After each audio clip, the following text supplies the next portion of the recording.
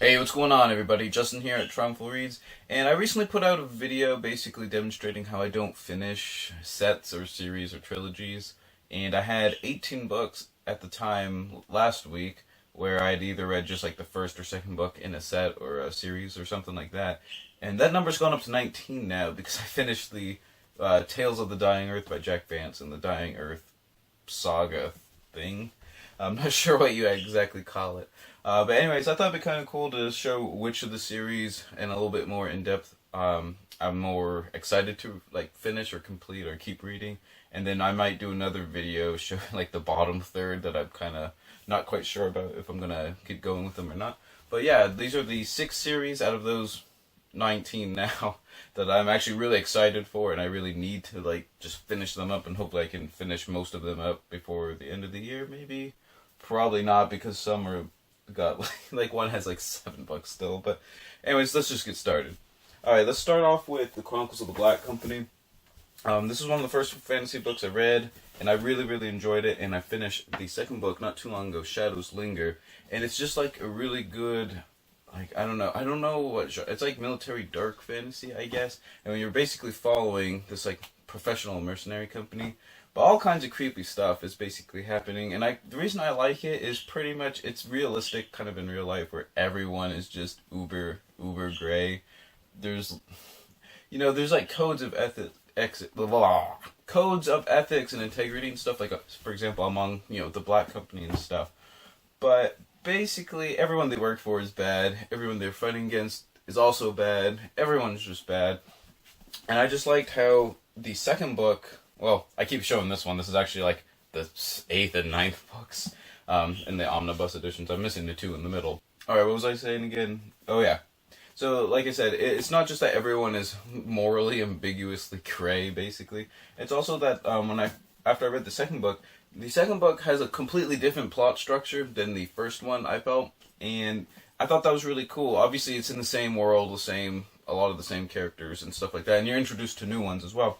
But it wasn't the exact. It wasn't just like a clone of the first one or just a continuation of the first one. It actually had its own like unique cool like plot structure, and I really enjoyed it. So I'm actually looking forward to reading the next 7 of them. And Glenn Cook also said he was going to finish the 10th one either like at the end of this year or sometime during next year. So that's really cool.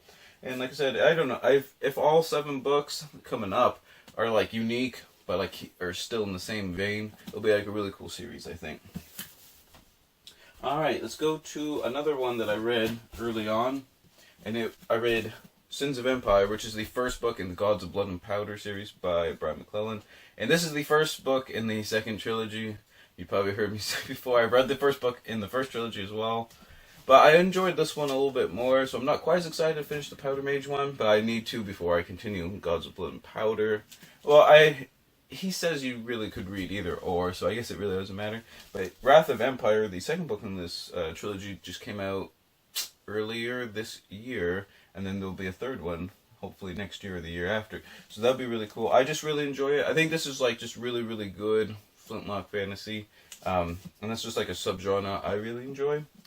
And I just think in this one, in this trilogy in particular, he kind of perfects the sort of the balance between all the different sort of entities, like regular people and powder mages and like privileged sorcerers and and like gods and stuff. So like you don't have one faction or one kind of group of people that's so much more powerful than everyone else. Because that really annoys me in fantasy books. But I think he did a really good job in this one, sort of balancing that act out really well. All right, so let's go on to another Flintlock fantasy series, and it's Django Wexler's The Shadow Throne, or The Shadow Campaigns. I would keep saying The Shadow Throne because the second book is Shadow Throne. I finished 1,000 Names and The Shadow Throne, and the Shadow Campaigns have 5 books in the series, so it's a pretty good, it's a decent length because it's not like crazy long, it's not like 12 books, but it's also more than like a trilogy, so I think it's going to work out to be a really good sort of length for a series that I really enjoy. And there's 3 more. There's Guns of Empire, and I know the last one's the Infernal Battalion, and there's one more. I can't remember which one that was. But I really enjoy it. The characters are really unique in this one. It's kind of in like a standard kind of setting. It's kind of like a Victorian-ish era or Napoleonic era. technologically wise. But the characters really bring it to life a lot more, I guess you could say. And there is some magical elements to the books, but I like how they're not like over the top, I guess you could say. They're, like I said, there's like sort of like demon possession type stuff. Not really like possessions, more like they literally like live inside you sometimes. But like I said, the magic is not over the top. The descriptions, the world building is really cool. I really enjoyed it. And like I said, I didn't say it on this one. The setting is completely different in the first two books. The first one is basically in a colonial outpost, which is basically like some like desert area, whereas this one takes place basically in the home city. So you have like urban, industrialized city or like landscape, and this one you have like a just like the far flung outpost of the empire. So I thought that was really cool. And the end of the second book, well, I didn't think the second book was quite as good as the first one. The second one has set up, I think, the third one and the rest of the series to do quite well. All right, so let's go on to like a surprise fantasy series that I really enjoyed. I've read The Grace of Kings for the one readathon to rule them all, and I just absolutely loved Ken Liu's like writing style. I just thought it was really, really good. I only had like one or two like nitpicky things I didn't really care for in the book. So out of a book that size and that like kind of uniqueness, it's basically, what did I always say? It's like Homer and Romance of the Three Kingdoms kind of mixed together. It's just really, really cool. I really enjoy it. And like I said, Ken Liu's like prose is just fantastic. I know some people don't kind of like it, but if you like epic poetry or anything like that, you'll kind of see what I mean, why it's just so good. But I also picked up The Wall of Storms. Don't ask me why I got the paperback when I have the... I don't know. But I just really love the cover on the cover of Wall of Storms. I thought it was really cool. This one likewise has set up the second book to do really well, I think. Not that I think there was really that much wrong with the first book, to be honest, and it's full of action and adventure and lots of characters and dynamics between them.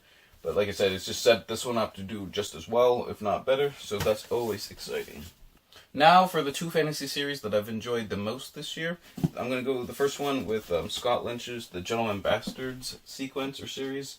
And this is slated to be a 7-book series. He has Liza Locklemore out, which is fantastic. It's probably my favorite just single fantasy book I've read so far this year. And the second book is Red Seas Under Red Skies. And also the third book, Republic of Thieves, is out. I need to get that one and read it. And also, rumor has it that Thorn of Emberlane is almost done or something, or getting ready to come out. So that's really cool. I don't know, I just really... Usually I'm not a big fan of like kind of the thieves and rogues and assassins and stuff like that. But these guys are basically just... The Gentleman Bastards are just like uber, super con men, basically. They're like plots and schemes... They have plots and schemes in their plots and schemes, and the whole book is just like this big like web of basically cons and schemes like working together in tandem to come out with like a really cool ending or end game, basically. So it's really cool. And both, even though there's cons and schemes in both of these, I guess you could say, they're actually structured quite differently, I guess you could say. Yeah, like I said, it just works really well. And his his biggest strength is definitely his characterization, which is like my favorite part in a fantasy story. Basically, his characters of the Gentleman Bastards are awesome, especially Jean and Locke. Their like relationship is just fantastic. Like the dialogue and banter between them, and just is super good. Just really well done. Just an awesome 2 books so far. I need to read the third one. I can't say enough about these ones. If you guys like fantasy, you need to pick these ones up. Alright, and then lastly, for either a tie for first or maybe eking out, just because it's so crazy, is the Coldfire Trilogy by C.S. Friedman. I know it's a weird choice, but I read the first two. Fail. Black Sun Rising and When True Night Falls. They're just so awesome. I don't even know how to describe it. Okay, so look at the guy right there, Gerald Tarrant. Okay, he's literally like my favorite character I've ever read in a fantasy series. I need to do literally just a video on just describing him like in a good way that doesn't give like enough stuff away, so like kind of ruins the book, but also just so you'll understand just how awesome he is. Now, like I said, I read the first 2 books and I gotta read the last one, Crown of Shadows, here. But yeah, it's this is a really deep, like psychological, philosophical, science, fantasy mashup of genres. I just find it's really cool. It's really in depth. If you like, just think about like what's going on, what some of the implications mean while you're reading it. It can get actually pretty deep and heavy. Um, though, like I said, it doesn't force it like down your throat. I guess you could say. But yeah, if you want to like read it slowly, you can definitely absorb like just like some crazy stuff to think about. But I really enjoyed the first two. Yes, the first book is really choppy at the beginning, like at least like plot pacing wise, it's pretty choppy. The second one definitely picked up where the first one left off, and a lot of the problems in the first one are not present at all in the second book. And there was a couple like just like really cool things also in the second book. But yeah, it's just really heavy stuff sometimes, but it's really cool. I really enjoy it. But yeah, if I need to just give like a quick explanation of the series, it's basically in like the distant future, humans have colonized another planet called Erna. But basically, Erna is a lot crazier and more dangerous and scarier than Earth was.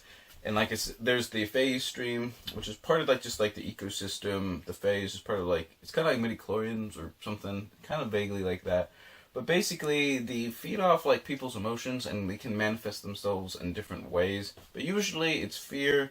So if you have like a ton of people that are like afraid of a monster or something, basically all that fear is going to go into the phase stream, and probably just make like an even scary monster based on like their like terror and stuff. So it's kind of a vicious cycle, like what's going on, and then you have basically humans are barely eking by after like 1,000 years, and technology has basically regressed because of a cataclysmic event.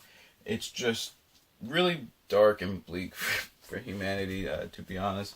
There's quite a bit of infighting going on, but like I said, you lots of things are discovered between the two books. It's just really cool. I'm not giving it good enough justice here, like in this like little blurb, but this is probably the book I'm most excited for to read before the end of the year, and it's Crown of Shadows by C.S. Friedman, and it's the last book in the Coldfire Trilogy. I encourage you guys to check it out if you like science fantasy, or if you like kind of philosophical fantasy, I guess you could say. Like I said, it's got some heavy stuff if you let it. But like I said, it doesn't, you're not like forced to like, it's not like just uber in your face, you gotta like think about it all the time. So I think it's good for lots of people. So, like I said, Crown of Shadows is the book I'm most excited for to read before the end of the year. So, there you guys have. Those are 6 series, or these 6 series, I guess you could say, that I'm most excited for to keep continuing on.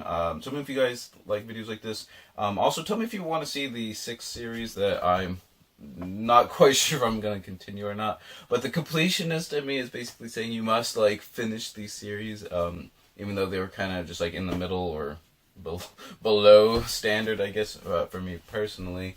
But yeah, just tell me what you guys think if you've read any of them or have read any of the books in the series or whatever. Just leave some comments or questions down below. I'd be glad to talk to you about them. I always enjoy that. And whatever you guys end up reading, always remember, read victoriously.